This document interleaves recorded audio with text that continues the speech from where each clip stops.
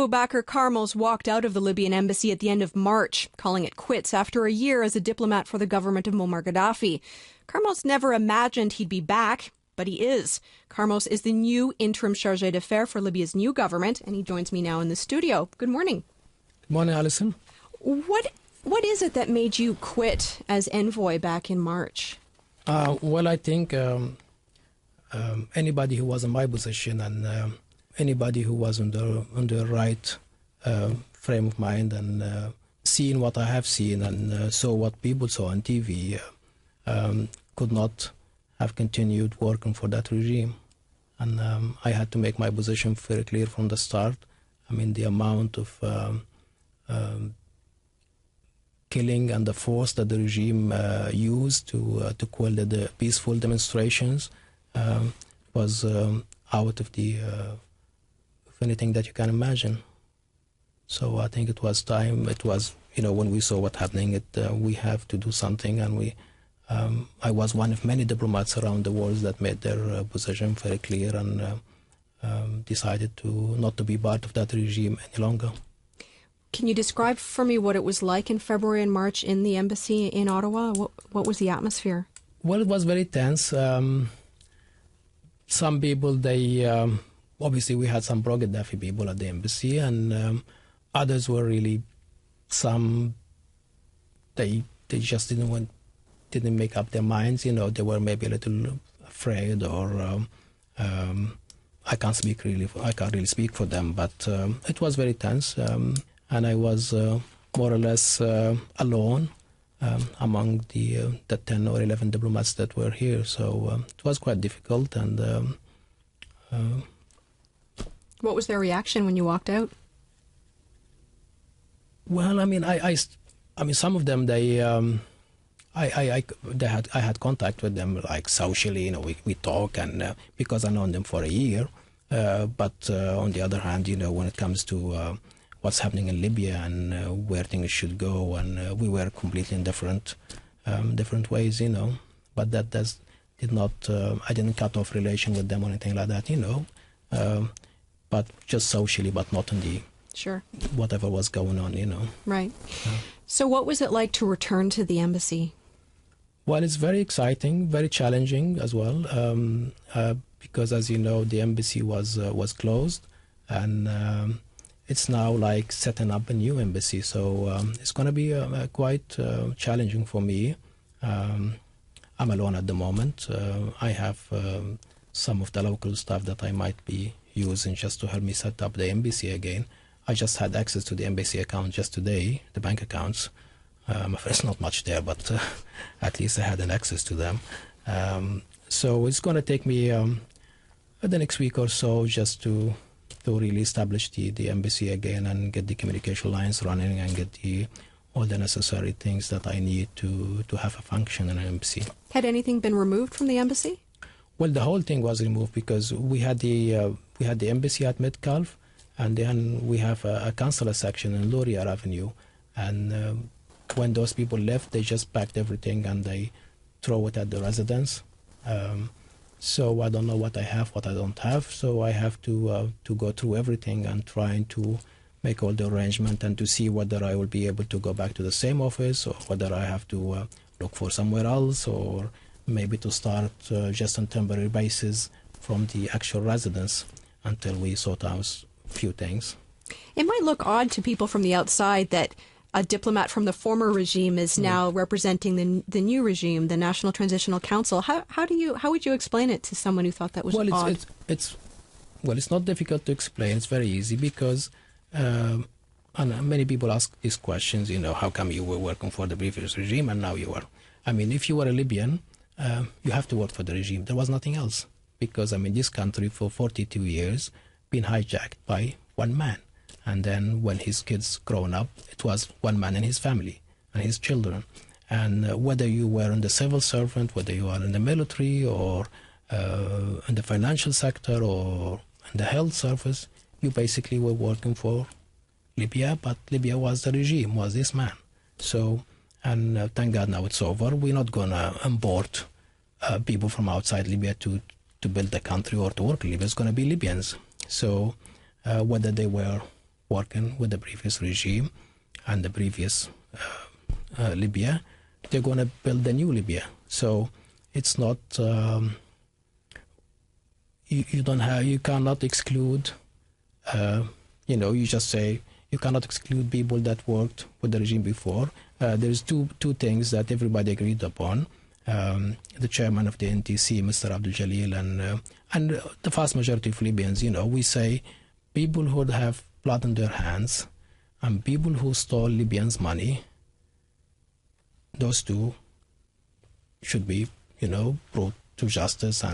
But you cannot take it in general, because, when you talk about, as for example, we talk about people who stole money, the whole regime was corrupt.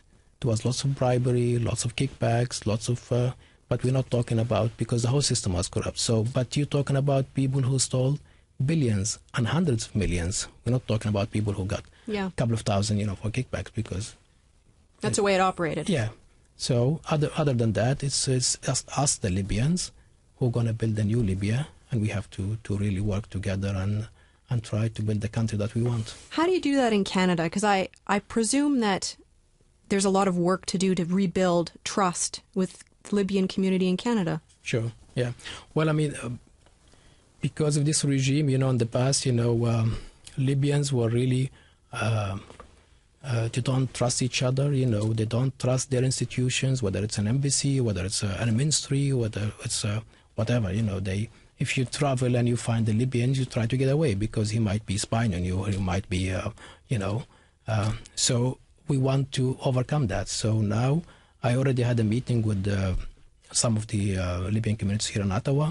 I had a very good meeting with some of the Libyan community that came all the way from Toronto, Canadian Libyan Council, and they had a press conference here, and they were doing a wonderful job since the whole thing started. They raise funds, they send humanitarian needs back home. We have doctors going, Canada to Libya and back, and treating the injured, and we have engineering going there. They help restore the communication, mobile communication facilities, and they have electricity. So what I'm trying to do is to reach out to those people, to those Libyans everywhere, and to make sure I let them know that now is the time that Libya needs everybody, whether they are inside Libya or in the diaspora outside of Libya. We need the efforts of everybody to build Libya. So I'm reaching out, and I hope we can interact together with the Libyan community, and we can meet and on a regular basis to discuss how can we help, how the embassy can relate to the Libyan communities here, what can they do, what we can help with. And because a lot of them they have this like NGOs, organizations, and they are already in touch with their Canadian counterpart, to help, or with the Canadian government. So, and you'll help facilitate that. Of course. And we have to support that and facilitate. I meet with them regularly to discuss, what can we do and how can we help them and how can we help our country all together. There's been a lot of talk about unfreezing assets, and in Canada, I understand there's about $2 billion worth of assets. Yeah. What are we talking about when we say assets? Well, it's Libyan money, Libyan's people money. I know, but is it in real estate? Is it we don't cash? know. We don't know, but the figure that's been floating around, you're talking about $170 billion all over the world. And we know now, we followed the news in Paris, and there was a talk, which was a very good meeting, because, it was attended by more than 60 countries, plus the UN, the European Union, the Arab League, the Islamic Conference Organization, and it was very successful, and it indicates that the international community is really standing by Libya and wants to continue and make sure the outcome is successful. But in Canada, do you have an understanding or a sense yet of what kind of assets?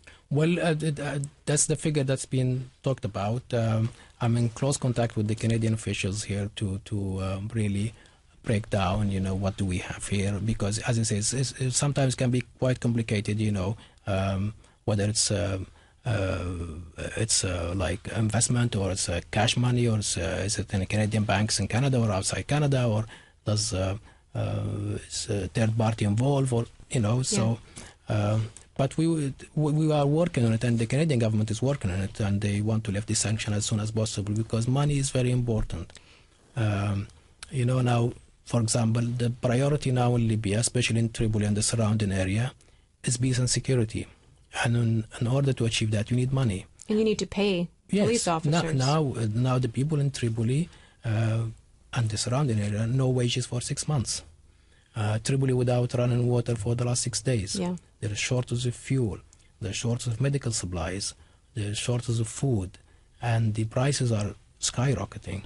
So, and the people, in Libya, now that we haven't captured him or hasn't been killed, but at least we think we get rid of him. So there's a feeling that people are victorious and they get rid of the dictators and they want to see something tangible and quick. So we said, okay, we know there's legal issues and things may take a little time, but if you have 170 billions, at least now the figure that's been floating in Paris is very good, $15 billion.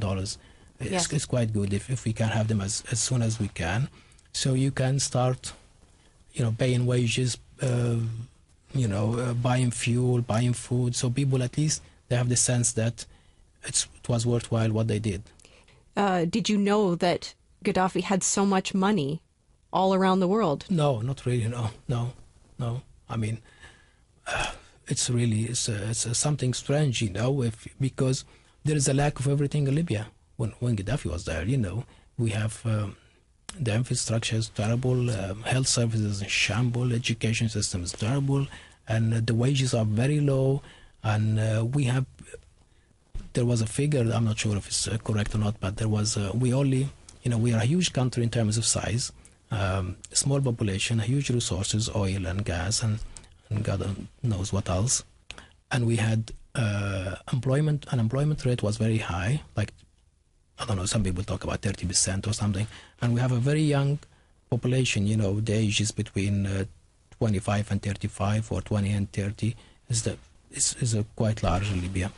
And all this money is being stuck away somewhere outside Libya. Well, that's what I mean, yeah. And instead of being... Did you have any idea when you were working for Gaddafi's government for that full year? Did you have any idea that... Well, we know that because they acted like if it's their own money, they don't ask you, if they decide to invest something outside for, I don't know, political reasons or for their own benefits or something. There was no transparency. You wouldn't know what money was there. Nothing was published. Nobody knows really. And I think, like many other people, we were quite surprised by not that the money is outside Libya, but it's a huge amount. It's $170 billion and God knows what else. And they have stacks of cash and gold and things in Libya as well. So, did you meet Muammar Gaddafi? No, not in person. No. Pretty exciting time for you, though. It is for all of us. It's for all of us. Challenging but exciting. Because if you have something like this going on for 42 years, and then some people they don't believe that the whole thing changed, and they get rid of this man, and it's over, and things gonna be better, and everybody's looking for the new Libya, the Libya that's gonna be free, that's gonna be just, that's gonna be democratic, and people can use, see the benefit of their own money and their resources and prosperous, and so it's very exciting times. I bet a part of you wishes you were in Libya right now. Yes. Especially when because I was born and raised in Tripoli, even though I came from my family originally came from the Western Mountain area. But when our people, the fighters, they reached Tripoli and they were in the Martyr Square, I wish I was there, of course. Thank you so much for joining us. Okay, thank you, Alison. That was Abu Bakr Carmos, Libya's interim chargé d'affaires.